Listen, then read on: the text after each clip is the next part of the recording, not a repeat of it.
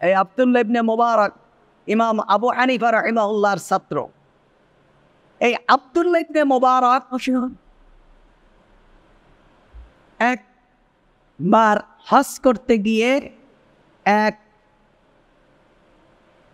মহিলার সাথে তার দেখা হলো, বৃদ্ধা মহিলার সাথে। তিনি হজ করে যখন ফিরে আসছেন তখন দেখলেন মরুভূমির ভিতরে এক মহিলা চাদর মুড়ে দিয়ে শুয়ে আছে। এই বৃদ্ধা মহিলা 40 বছর পর্যন্ত কোনো কথা বলেননি আল্লাহর কোরআন ছাড়া। সুবহানাল্লাহ বলবেন না? কোনো কথা বলেননি, যে যা জিজ্ঞেস করেছে কোরআন দিয়ে তার উত্তর দিয়েছে। আব্দুল্লাহ ইবনে মুবারক রাহিমাহুল্লাহ যখন হজ করে ফিরে আসেন, কাবার অদূরেই এক মরুভূমিতে দেখলেন এক বুড়ি মহিলা চাদর মুড়ে দিয়ে একেবারে আঁটোসাঁটো হয়ে শুয়ে আছে। আব্দুল্লাহ ইবনে মুবারক চিন্তা করলেন, এই মরুভূমির ভিতরে নির্জন এলাকায় একজন মহিলা মৃত না জীবিত, ওনার সন্দেহ হলো জীবিত না মৃত। তখন আব্দুল্লাহ ইবনে মুবারক সালাম দিলেন, আসসালামু আলাইকুম ওয়া রাহমাতুল্লাহি ওয়া বারাকাতুহু। আব্দুল্লাহ ইবনে মুবারক সালাম দিলেন। বুড়ি চাদরের মধ্য থেকে কোরআনুল কারীমের সূরা ইয়াসিনের 58 নম্বর আয়াত তেলাওয়াত করে উত্তর দিলেন, সালামুন কাওলাম মির রাব্বির রহিম। সুবহানাল্লাহ। সে বুড়ি ওয়ালাইকুমুস সালাম না বলে কি বললেন? সালামুন কাওলাম মির রাব্বির রহিম, দয়াময় রবের পক্ষ থেকে আপনার উপর শান্তি বর্ষিত হোক। সুবহানাল্লাহ। এখানে একটা শিক্ষণীয় বিষয়, সেটি কি, কারোর সাথে যদি দেখা হয়, কারো বাড়িতে যদি আপনি যান অথবা কারোর সাথে কোনো প্রয়োজন থাকে, সর্বপ্রথম কি করতে হবে? সালাম দিতে হবে। আল্লাহ রসুল বলছেন, আসসালাম কবলাল কালাম, সর্বপ্রথম কথার আগেই সালাম দাও। আমরা কাউকে দেখা হলে, ভাই ভালো আছেন? আসসালামু আলাইকুম। ভাই বাড়িতে আছেন? আসসালামু আলাইকুম। আমাদের দেশের বক্তারা ওয়াজ করতে উঠে আগে নাহমাদুহু ওয়া নুসাল্লি আলা রাসূলিল কারীম বলে 5-10 মিনিট খুতবা পড়ার পর তারপরে ইয়া নবী সালাম আলাইকা, ইয়া রাসূল সালাম আলাইকা এগুলো বলার পর এবার কি করে? এবার আজকের মাহফিলের সম্মানিত প্রধান অতিথি, বিশিষ্ট সমাজসেবক, তারপরে বিশিষ্ট রাজনীতিবিদ, আজকে মাহফিলের প্রধান বক্তা, উপস্থিত শ্রোতায় মণ্ডলী, বয়োবৃদ্ধ বয়োকনিষ্ঠ উপস্থিতি, পর্দার আড়ালের মা ও বোনেরা, আমার অন্তরের অন্তঃস্থল থেকে আপনাদেরকে সালাম, আসসালামু আলাইকুম ওয়া রাহমাতুল্লাহ। সর্বপ্রথম আপনাদেরকে সালাম আমার অন্তরের অন্তঃস্থল থেকে সর্বপ্রথম। তাহলে এতক্ষণ যে 15 মিনিট বললেন, এগুলো কি? সালাম হচ্ছে সর্বপ্রথম, তাহলে 15 মিনিট যেগুলো বললেন এগুলো কি? আল্লাহ রসুল বলছেন, আসসালাম কবলাল কালাম, কোনো কথা হবে না, কোনো কথা নেই, আল্লাহর কোনো কথা নেই যতক্ষণ পর্যন্ত সালাম না দিবা। সুবহানাল্লাহ। হেরেম শরীফের মধ্যে যখন খুতবা দিতে ওঠে দেখবেন আব্দুর রহমান সুদাইসি সর্বপ্রথম উঠেই আসসালামু আলাইকুম ওয়া রাহমাতুল্লাহ, তারপরে আজান শুরু হয়ে যায়, তারপরে খুতবা শুরু হয়ে যায়। প্রত্যেকটা বক্তব্যের আগে সালাম। আব্দুল্লাহ ইবনে মুবারক যখন সালাম দিলেন তখন বুড়ি উত্তর দিলেন, সালামুন কাওলাম মির রাব্বির রহিম, দয়াময় রবের পক্ষ থেকে আপনার উপর সালাম। আব্দুল্লাহ ইবনে মুবারক বললেন, আপনার উপরেও আল্লাহ সুবহানাহু ওয়া তাআলার রহমত বর্ষিত হোক। আব্দুল্লাহ ইবনে মুবারক বললেন, ও বুড়িমা, এই মরুভূমির ভিতর একাকী আপনি কি করছেন? এখানে কেউ নেই, এই মরুভূমির ভিতর আপনি একাকী কেন? তখন বুড়ি সূরা আরাফের 186 নম্বর আয়াত দিয়ে জবাব দিলেন, মাই ইউদ্লিলিল্লাহু ফালা হাদিয়া লাহ, আল্লাহ যাকে পথ ভ্রষ্ট করেন, আল্লাহ যাকে পথ ভুলায় দেন, কেউ তার পথ দেখাবার নেই। তার মানে আমি পথ হারিয়ে ফেলেছি। সুবহানাল্লাহ। আমি কি করেছি? আমি রাস্তা হারিয়ে ফেলেছি। তখন আব্দুল্লাহ ইবনে মুবারক বললেন, বুঝতে পেরেছেন যে বুড়ি তিনি রাস্তা হারিয়ে ফেলেছেন, আব্দুল্লাহ ইবনে মুবারক বললেন, আচ্ছা বুড়িমা, আপনি কোথায় যেতে চান? আপনার গন্তব্য কোথায়? তখন বুড়ি উত্তর দিলেন, সুবহানাল্লাযী আসরা বিআবদিহি লাইলাম মিনাল মাসজিদিল হারাম ইলাল মাসজিদিল আকসা। সুবহানাল্লাহ বলবেন না?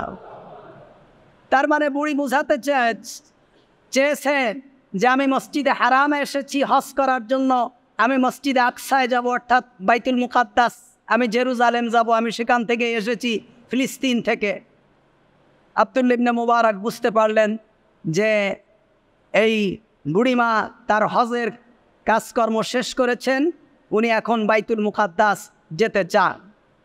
আব্দুল্লাহ ইবনে মুবারক বললেন যে, ও বুড়িমা, আপনি এখানে কত সময় অপেক্ষা করছেন? যে জায়গায় আপনি আছেন এখানে কয়দিন, কত সময় পর্যন্ত আপনি অপেক্ষা করছেন? তখন আব্দুল্লাহ ইবনে মুবারক রাহিমাহুল্লাহর কথা শুনে ওই বুড়িমা উত্তর দিলেন, সূরা মারিয়ামের 10 নম্বর আয়াত, সালাসা লায়ালিন সাবিয়া, আমি 3 রাত পর্যন্ত এখানে পূর্ণ করেছি, তার মানে 3 রাত পর্যন্ত আমি এখানে অপেক্ষা করছি। সুবহানাল্লাহ, সালাসা লায়ালিন সাবিয়া। আব্দুল্লাহ ইবনে মুবারক বুঝতে পারলেন যে 3 দিন পর্যন্ত এই বুড়িমা এই মরুভূমির ভিতরে এখানে পড়ে আছে। তখন তিনি বললেন যে, ও বুড়িমা, আপনি এই মরুভূমির ভিতরে 3 দিন আছেন, আপনার কাছে কি কোনো খাবার আছে? আপনি কি খাচ্ছেন? আপনার খাওয়ার কি আছে? তখন উনি উত্তর দিলেন সূরা শুআরার ৭৯ নম্বর আয়াত দিয়ে, ওয়াল্লাযী হুয়া ইউতঈমুনি ওয়া ইউসকিন, আল্লাহই আমাকে খাওয়াচ্ছেন এবং তিনি আমাকে পান করান। সুবহানাল্লাহ। কোরআন দিয়ে উত্তর দিচ্ছেন একজন নারী। সুবহানাল্লাহ। কোরআন তাদের কাছে কি দকর, কোরআন। আর আমরা তো কোরআনই পড়তে পারি না, কোরআন সম্পর্কে আমরা উদাসীন। সকালবেলা আমাদের বাচ্চাদেরকে নিয়ে আমরা, কেউ ছুটছে কিন্ডারগার্ডেনে, কেউ ছুটছে ইংলিশ মিডিয়ামে, কেউ ছুটছে কোচিংয়ে, কেউ ছুটছে গানের ক্লাসে, কিন্তু কোরআনের খাতা একেবারেই শূন্য। মক্তব ব্যবস্থা ধ্বংস হয়ে গেছে সারা বাংলাদেশে। মসজিদগুলোতে এখন আর মক্তব চলে না। হুজুররাও হুজুরদের কাজে ব্যস্ত, কমিটিরাও কমিটির কাজে ব্যস্ত, মসজিদে মক্তব ব্যবস্থা নেই বললেই চলে। অথচ প্রতি বাড়ি বাড়ি মক্তবের ব্যবস্থা ছিল আজ থেকে ৩০-৪০ বছর আগে। মক্তব ছাড়া বাড়ি ছিল না। সহিহ হোক আর শুদ্ধ হোক আর অশুদ্ধ হোক, সকালবেলা উঠে বাধ্যতামূলক ছিল আমাদের মসজিদে যেতেই হবে, কোরআন পড়তে যেতেই হবে, এটা বাধ্যতামূলক ছিল। এখন সেটা নেই। আব্দুল্লাহ ইবনে মুবারক বুঝতে পারলেন যে এই বুড়ি আল্লাহর কোরআন ছাড়া কথা বলেন না। আব্দুল্লাহ ইবনে মুবারক বললেন যে, আচ্ছা, আপনি এই মরুভূমিতে আছেন, এখানে তো পানির কোনো ব্যবস্থা নেই, আপনি সালাত আদায় করেন, আপনি ওযু করেন কিভাবে?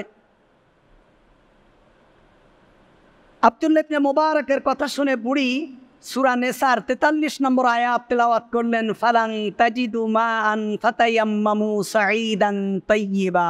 সুবহানাল্লাহ। আল্লাহ তাআলা বলেছেন, যদি পানি না পাও তাহলে তোমরা পবিত্র মাটি দ্বারা তায়াম্মুম করো। সুতরাং এখানে যেহেতু পানি নেই, উনি বোঝাতে চেয়েছেন এখানে যেহেতু পানি নেই, আপনি দেখছেন পানি নেই, তার মানে কি আমি মাটি দিয়ে তায়াম্মুম করে সালাত আদায় করছি। সুবহানাল্লাহ। আব্দুল্লাহ ইবনে মুবারক বললেন যে, চিন্তা করলেন এই পরহেজগার মহিলা, যিনি এই মরুভূমিতে পড়ে আছেন, যিনি প্রতি কথায় আল্লাহর কোরআন দিয়ে উত্তর দিচ্ছেন, এমন একজন পরহেজগার মহিলার যদি মেহমানদারি আমি করতে পারতাম তাহলে তো আমার ভালোই হতো। উনি বললেন, ও বুড়িমা, আমার কাছে কিছু খাবার আছে, আপনি কি খেতে চান? আমার কাছে কিছু খাবার আছে, আপনি এই মরুভূমিতে আপনার সঙ্গী নেই, আপনি কি খেতে চান? তখন বুড়ি বললেন, ওয়াতিম্মুস সিয়াম ইলাল লাইল, আল্লাহ তাআলা বলেছেন রোজা রাখো রাত পর্যন্ত। সুতরাং বুড়ি বুঝাতে চাইলেন যে আমি এখন রোজা আছি, আমাকে যদি কিছু খেতে দিতে চান রাত পর্যন্ত অপেক্ষা করতে হবে। সুবহানাল্লাহ। ওয়াতিম্মুস সিয়াম ইলাল লাইল। আব্দুল্লাহ ইবনে মুবারক বললেন, ও বুড়িমা, এটা তো রমজান মাস না, এটা তো রমজান মাস না, এখন তো আপনি নফল রোজা আছেন, এটা তো রমজান মাস না। আপনি রোজা ভাঙলেও ভাঙতে পারেন। তখন ওই বুড়ি মহিলা সূরা বাকারার 158 নম্বর আয়াত তেলাওয়াত করলেন, অমান তাতাওয়া খাইরান ফাইন্নাল্লাহা শাকিরুন আলিম। যে ব্যক্তি স্বেচ্ছায় কোনো কল্যাণ কাজ করে, আল্লাহ সুবহানাহু ওয়া তাআলা তার কল্যাণের কদর করেন এবং তিনি সে সম্পর্কে জানেন। আমি স্বেচ্ছায় আছি, যদিও আমার উপর এটা ফরজ না, তারপরেও আমি স্বেচ্ছায় আল্লাহর শুকরিয়া আদায় করার জন্য সিয়াম পালন করছি। সুবহানাল্লাহ। আব্দুল্লাহ ইবনে মুবারক বললেন, যে ও বুড়িমা, আপনি রোজা রেখেছেন ঠিক আছে, কিন্তু আপনি তো এখন সফরে আছেন। আপনি কোথায় আছেন? সফরে আছেন। আল্লাহ তাআলা কোরআনে বলছেন, ফামান কানা মিনকুম মারিদান আও আলা সাফারিন ফাইদ্দাতুম মিন আইয়ামিন উখার। যদি তোমরা সফর অবস্থায় থাকো তাহলে ফরজ রোজাও তোমরা ছেড়ে দিতে পারো। আব্দুল্লাহ ইবনে মুবারক বললেন যে এটা তো ফরজ রোজা না, সফর অবস্থায় ফরজ রোজা ভাঙাও জায়েজ আছে, এটা তো ফরজ রোজা না। আপনি তো ইচ্ছা করলে রোজাটা না রাখলেও না রাখতে পারেন। তখন ওই বুড়ি সূরা বাকারার 184 নম্বর আয়াত তেলাওয়াত করলেন, ওয়াং তাসুমু খাইরুল লাকুম। এটা যে কত বরকতময় যদি তোমরা জানতে। যদিও রোজা না রাখার অপশান সফর অবস্থায় আছে, কিন্তু এটা যে কত বড় কল্যাণকর যদি তোমরা জানতে, তাহলে তোমরা রোজা রাখতে। সুতরাং রোজা না রাখা জায়েজ থাকলেও রোজা রাখাটা কি খাইরুল লাকুম, তোমাদের জন্য উত্তম। এখন আব্দুল্লাহ ইবনে মুবারক চিন্তা করলেন যে এ কেমন মহিলা, আল্লাহ সুবহানাহু ওয়া তাআলা তো ইলমের বাগানে আমাকেও পদার্পণ করার তৌফিক দিয়েছেন, কিন্তু এ কেমন মহিলা যে কোরআন ছাড়া কোনো কথাই বলেন না, তাকে যে প্রশ্ন করা হয় কোরআন দিয়ে উত্তর দেয়, এমন মহিলা তো আমি আমার জীবনে কখনো দেখিনি। আব্দুল্লাহ ইবনে মুবারক তাকে জিজ্ঞেস করলেন, ওমা, আপনি আমাদের মতো করে কথা বলেন না কেন? আমরা যেভাবে কথা বলি এভাবে তো আপনার কথা বলেন না কেন? আপনাকে যা জিজ্ঞেস করি আপনি কোরআন দিয়ে উত্তর দেন, এর কারণ কি? তখন ওই মহিলা সূরা কাফের 18 নম্বর আয়াত তেলাওয়াত করলেন, মা ইয়ালফিজু মিন কাউলিন ইল্লা লাদাইহি রাকিবুন আতীদ। সুবহানাল্লাহ। মানুষের মুখ থেকে যা কিছু ডেলিভারি হয়, মানুষ যা কিছু বলে, তা লিপিবদ্ধ করার জন্য সচেতন ফেরেশতারা উপস্থিত থাকে। সুবহানাল্লাহ। সুতরাং আমি যা বলবো তা লিপিবদ্ধ করার জন্য ফেরেশতারা আছে। সুতরাং আমি কোরআন ছাড়া এমন কোনো কথা বলতে চাই না যেটা আমার আমলনামায় জমা হবে, অথচ যেটা কোনো গুরুত্ব বহন করে না। সুবহানাল্লাহ। এজন্য আমি কোরআন ছাড়া কোনো কথা বলি না। আব্দুল্লাহ ইবনে মুবারক চিন্তা করলেন যে এমন মহিলা আমি তো আমার জীবনে দেখিনি, এটা কোন বংশের কোন গোত্রের মহিলা হতে পারে, যেমন আমার একটু তার বংশ সম্পর্কে জানা দরকার। আব্দুল্লাহ ইবনে মুবারক বললেন, দেখি এইবার উনি কি বলে। উনি তো কোরআন ছাড়া কোনো কথা বলে না, এবার আমি একটু দেখি উনি কি বলে। বলল যে আপনি কোন গোত্রের লোক, আপনি কোন বংশের লোক? মহিলা বললেন, সূরা ইসরা বনি ইসরাইলের 36 নম্বর আয়াত তেলাওয়াত করে মহিলা বললেন, ওয়ালা তাকফু মা লাইসা লাকা বিহি ইলম। যেই ব্যাপারে আপনার কোনো জ্ঞান নেই, এর পিছনে আপনার পড়ার কোনো দরকার নেই। আমার গোত্র জেনে আপনার লাভ কি? তার মানে কি? তার মানে মহিলা বোঝাতে চেয়েছে যে আমার গোত্র, আমার বংশমর্যাদা আপনার কি দরকার? মা ওয়ালা তাকফু মা লাইসা লাকা বিহি ইলম, যে ব্যাপারে তোমার কোনো জ্ঞান নেই তার পিছনে তুমি পড়ো না, অনর্থক সময় নষ্ট করো না। আব্দুল্লাহ ইবনে মুবারক লজ্জা পেয়ে গেলেন। আব্দুল্লাহ ইবনে মুবারক লজ্জিত হলেন। লজ্জিত হয়ে মহিলাকে বললেন, বুড়িমাকে বললেন, বুড়িমা, আপনি আমাকে মাফ করে দেন, আপনি আমাকে ক্ষমা করুন, আমি আসলে অনর্থক প্রশ্ন আপনার কাছে করে ফেলেছি, আপনি আমাকে ক্ষমা করি। আব্দুল্লাহ ইবনে মুবারক চিন্তা করলেন, এমন মহিলা যে ব্যক্তি কোরআন ছাড়া কথা বলে না, এর সাথে একটু কথা বলতে পারলেই মনে হয় নিজেকে ধন্য মনে করছে আব্দুল্লাহ ইবনে মুবারক। এজন্য উনি খুঁটে খুঁটে খুঁটে খুঁটে কথা বলছেন। তিনি বললেন, আপনি আমাকে মাফ করে দেন। ওই বুড়ি মহিলা তখন সূরা ইউসুফের 92 নম্বর আয়াত তেলাওয়াত করে বললেন, ক্বালা লা তাসরিবা আলাইকুমুল ইয়াউম ইয়াগফিরুল্লাহু লাকুম ওয়া হুয়া আরহামুর রাহিমিন। বললেন যে লা তাসরিবা আলাইকুমুল ইয়াউম, মানে আজকের দিনে আপনার প্রতি আমার কোনো অভিযোগ নেই, অর্থাৎ আপনার প্রতি আমার কোনো রাগ কিংবা কোনো কিছু নেই। ইয়াগফিরুল্লাহু লাকুম, আল্লাহ আপনাকে ক্ষমা করুক। ওয়া হুয়া আরহামুর রাহিমিন, তিনি হলেন দয়াময় এবং রহমকারী। সুবহানাল্লাহ। আব্দুল্লাহ ইবনে মুবারক যত প্রশ্ন করছেন তত বিস্ময় প্রকাশ করছেন যে এমন মহিলা তো আমি আমার জীবনে দেখিনি। আমি যা জিজ্ঞেস করি কোরআন দিয়ে উত্তর দেয়। সুবহানাল্লাহ। আপনারা বেহেশত যাবেন, আমরা বেহেশত যাব? আমরা বেহেশত যাব? আমরা তো কোরআনে কোন সূরা পড়তে এটাই জানি না। আল্লাহ। তখন আব্দুল্লাহ ইবনে মুবারক বললেন যে আপনি যদি চান তাহলে। আব্দুল্লাহ ইবনে মুবারক চিন্তা করলেন, এই বুড়ি মহিলা, এই জ্ঞানী, এই পরহেজগার, এই আল্লাহওয়ালা মহিলাকে একাকী ছেড়ে দেওয়া যাবে না। একে যে কোনো প্রকারে একের গোত্রের কাছে ফিরিয়ে দিতে হবে। তখন বললেন, আপনি যদি চান আমার উটনির পিঠে করে আপনার দলের লোকদের কাছে যেতে পারেন। আপনি যদি চান তাহলে আমার যে উট আছে, একটা উটনি আছে, এইটার পিঠে করে আপনার দলের লোকদের কাছে আপনি যেতে পারেন, আমি আপনাকে পৌঁছায় দিতে পারি। তখন ওই বুড়ি মহিলা সূরা বাকারার 197 নম্বর আয়াত তেলাওয়াত করলেন, মা তাফআলু মিন খাইরিন ইয়ালামহুল্লাহ, তোমরা যে ভালো কাজ করবে সে সম্পর্কে আল্লাহ তাআলা অবগত আছেন। সুবহানাল্লাহ। তার মানে আপনি যদি এই কল্যাণমূলক কাজটা করেন, আমাকে যদি আমার গোত্রের কাছে পৌঁছায় দেন, আল্লাহ সুবহানাহু ওয়া তাআলা আপনাকে উত্তম প্রতিদান দেবেন, কারণ এ সম্পর্কে আল্লাহ সুবহানাহু ওয়া তাআলা খুব ভালোভাবেই অবগত আছেন। আব্দুল্লাহ ইবনে মুবারক বললেন, এরপরে আমি আমার উটনিটাকে বসায় দিলাম। বসায় দিয়ে ওই মহিলাকে বললাম, বুড়িমাকে বললাম, আপনি এবার উটনির পিঠে ওঠেন। ওই বুড়ি মহিলা যখন উটনির পিঠে উঠছে, আব্দুল্লাহ ইবনে মুবারক ওই বুড়ির দিকে তাকিয়ে দেখছে আর চিন্তা করছে, বিস্ময়কর মহিলা, আমি তো জীবনে দেখিনি। যত দেখছে তত যেন সে অবাক হয়ে যাচ্ছে।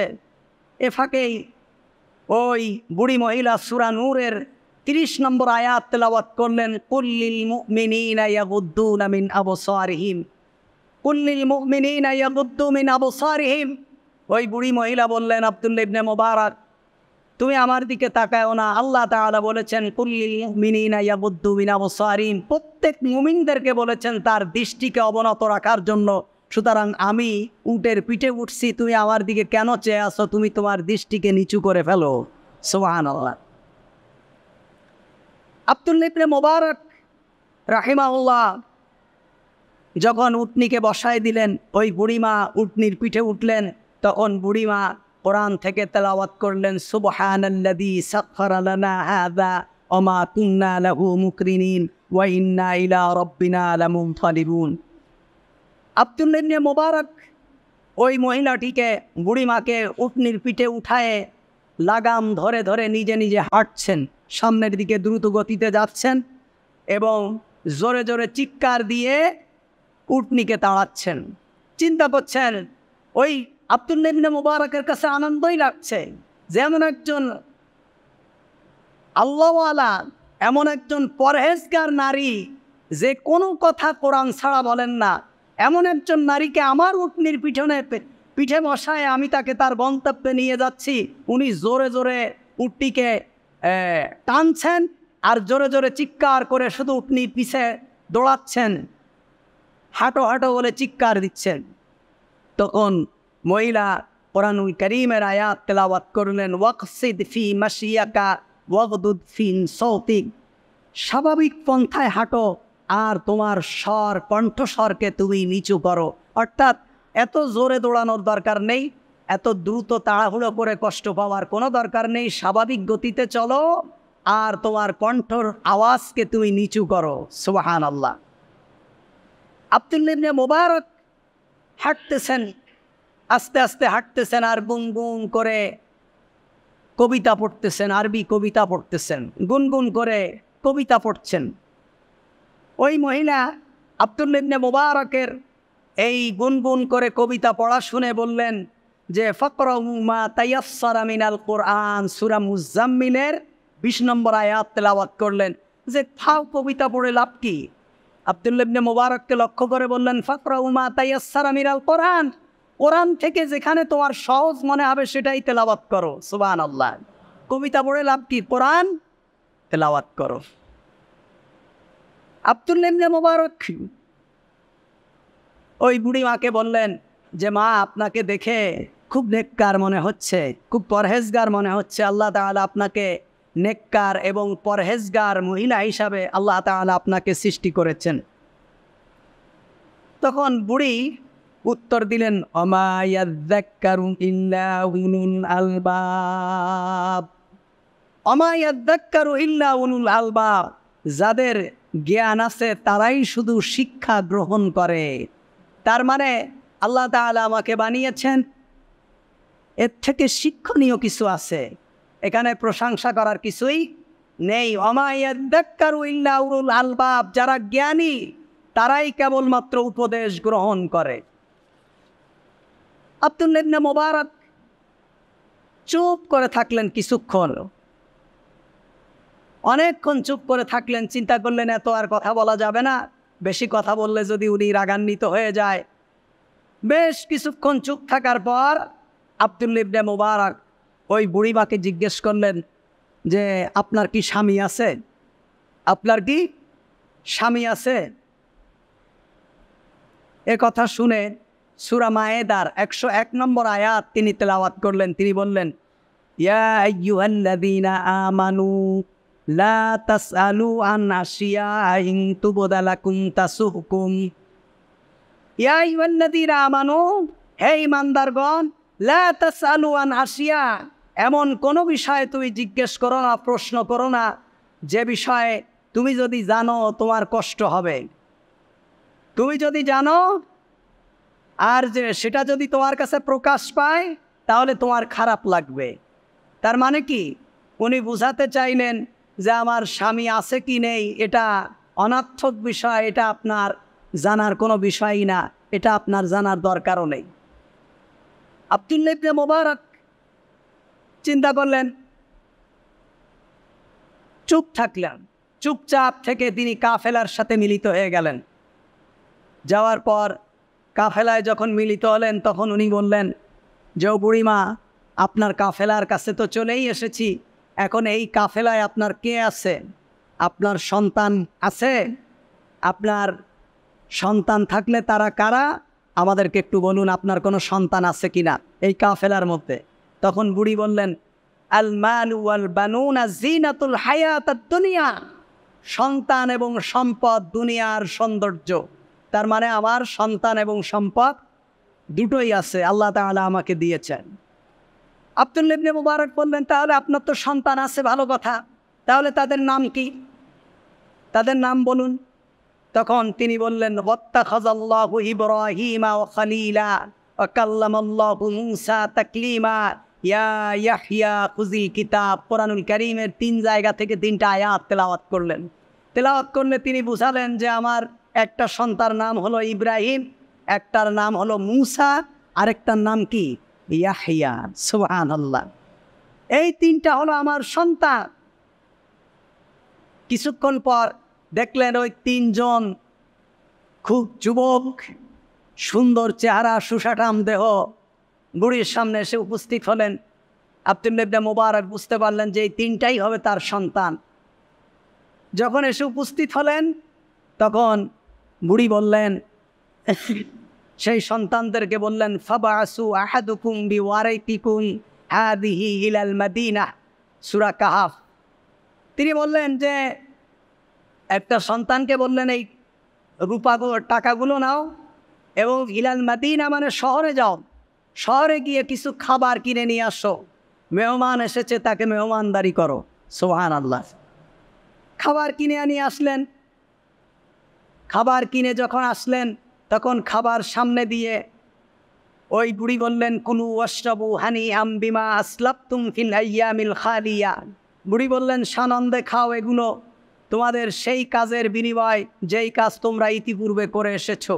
কোরআন কারীমের এই আয়াতের অর্থ, তার মানে হলো সামনে দিয়ে বললেন আপনি খান, আপনি অনেক কষ্ট করেছেন, বুঝাতে চেয়েছে যে আপনি অনেক কষ্ট করেছেন আমার জন্য, এটা আপনার পারিশ্রমিক হিসাবে আমি আপনাকে মেহমানদারি করছি।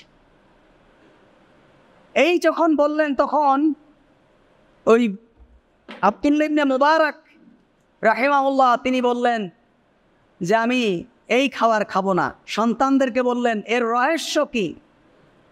এর রহস্যটা কি যে এই বুড়ি কোরআন ছাড়া কোনো কথা বলে না, এর রহস্য কি?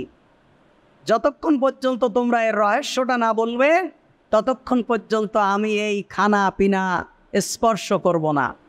তখন বুড়ির সন্তানেরা বললেন যে রহস্য কিছু না, তবে 40 বছর পর্যন্ত আমার মা কোনো কথা বলেন না কোরআন ছাড়া। সুবহানাল্লাহ। আমরা যে প্রশ্নই করি, পারিবারিক আমাদের ব্যক্তি সমস্যার যার যে প্রয়োজন, যে যত প্রশ্নই করো, 40 বছর পর্যন্ত উনি কোরআন ছাড়া একটা কথাও বলেননি। সুবহানাল্লাহ। এই হলো কোরআন, যে কোরআন আল্লাহ সুবহানাহু ওয়া তাআলা আমাদেরকে দিয়েছেন। আর নামাজের মূলই হলো কোরআন তেলাওয়াত। অথচ আমরা সালাত আদায় করি, আমরা কোরআন পড়তে পারি না। আমরা সালাত আদায় করি, আমাদের কোরআন সহি না। আপনারা শোনেন, আমি তো দীর্ঘদিন ধরে বলি, কিন্তু আপনাদের কানে যায় না। আপনাদের কোনো নামাজ হবে না, আপনাদের কোনো ইবাদত হবে না যদি আপনাদের কোরআন সহি না হয়। কোরআন শুধু গতানুগতিক কোনো বইয়ের নাম না, ধর্মীয় কোনো গ্রন্থ নয়। এই কোরআন আপনাকে পড়তেই হবে যদি আপনি আল্লাহর বান্দা হিসাবে কিয়ামতের দিন আল্লাহর সামনে আপনি উপস্থিত হতে চান। কোরআন আপনাকে পড়তেই হবে এবং সেটা সহি শুদ্ধভাবেই পড়তে হবে। আপনি কোরআনকে গুরুত্ব না দিয়ে অন্য কিতাব, অন্য বই এগুলোকে গুরুত্ব দেবেন, আপনি পথভ্রষ্ট হবেন, পথহারা হবেন। আজকে মানুষ পথভ্রষ্ট হয়েছে, কারণ কি? কোরআনকে বের করে দিয়েছে। মসজিদগুলোতে কোরআন নেই, কোরআনের একটা তাফসির নেই। কিন্তু আপনি এমনও মসজিদ আছে দেখবেন, ফাজায়েলে এমন, তবলিগে নেসাব, মেম্বারের উপরে ইমামের সামনে এমন তাকে তাকে সাজানো, কিন্তু কোরআন নেই। মকসুদুল মুমিনিন, খাতনামা, দোয়ায়ে গানজুল আরশ, কুমকুমিয়া হাবিবি, দুনিয়ার উদ্ভাট বইগুলো মসজিদের মেম্বারে সাজানো, মসজিদের তাকে সাজানো, যেই মসজিদের ইমাম হলো শাইখুল হাদিস। উনি পড়ায় বুখারী, দলিল দেয় মকসুদুল মুমিনিন থেকে। গোমরা, জাহের, জেহালাতের একটা সীমা থাকা দরকার। এজন্য ভাইরা আমার, খবরদার, কাউকে ছোট করার জন্য আমি বলছি না, তবে কোরআন থেকে যদি কোনো কিছুকে আপনি বেশি গুরুত্ব দেন, আপনি গোমরা, এতে কোনো সন্দেহ নেই। কোরআন থেকে যদি কোনো কিছুর গুরুত্ব আপনার কাছে বেশি হয়, আপনি গোমরা। আপনি বেশি না পারেন, অন্তত 15-20টা সূরা নামাজের ভিতরে যে দোয়াগুলো আছে, শুরুতে সানা আছে, সুবহানাকাল্লাহুম্মা বিহামদিক আশহাদু আল্লা ইলাহা ইল্লাল্লাহু ওয়াহদাহু লা শারীক, সুবহানাকাল্লাহুম্মা বিহামদিকা ওয়া তাবারাকা ইসমুকা ওয়া তাআলা জাদ্দুকা ওয়া লা ইলাহা গায়রুক, ইন্নী ওয়াজ্জাহতু ওয়াজহিয়া লিল্লাযী ফাতারাস সামাওয়াতি ওয়াল আরদা হানিফাও ওয়া মা আনা মিনাল মুশরিকিন। এটাকেও সানা হিসাবে বলা হয়েছে অনেক হাদিসে।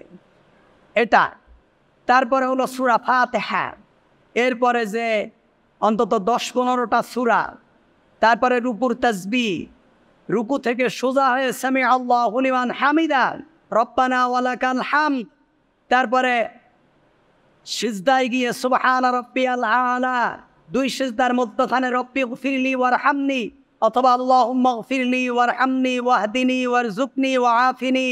এটা তারপরে হলো সোজা হয়ে বসে আত্তাহিয়াতু লিল্লাহি ওয়াস সালাওয়াতু ওয়াত তাইয়্যিবাত, আসসালামু আলাইকা আইয়ুহান নাবিয়্যু ওয়া রাহমাতুল্লাহি ওয়া বারাকাতুহু, আসসালামু আলাইনা ওয়া আলা ইবাদিল্লাহিস সালিহিন, আশহাদু আন লা ইলাহা ইল্লাল্লাহু ওয়াহদাহু লা শারীকা লাহু ওয়া আশহাদু আন্না মুহাম্মাদান আবদুহু ওয়া রাসূলুহু।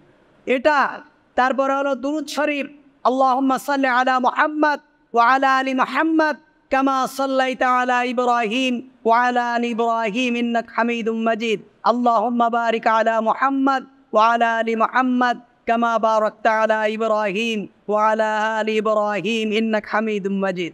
তারপরে হলো দোয়ায়ে মাসুর, আল্লাহুম্মা ইন্নী যালামতু নাফসি যুলমান কাসীরা ওয়া লা ইয়াগফিরুয যুনুবা ইল্লা আনতা ফাগফির লি মাগফিরাতাম মিন ইনদিক ওয়ারহামনি ইন্নাকা আনতাল গফুরুর রহিম।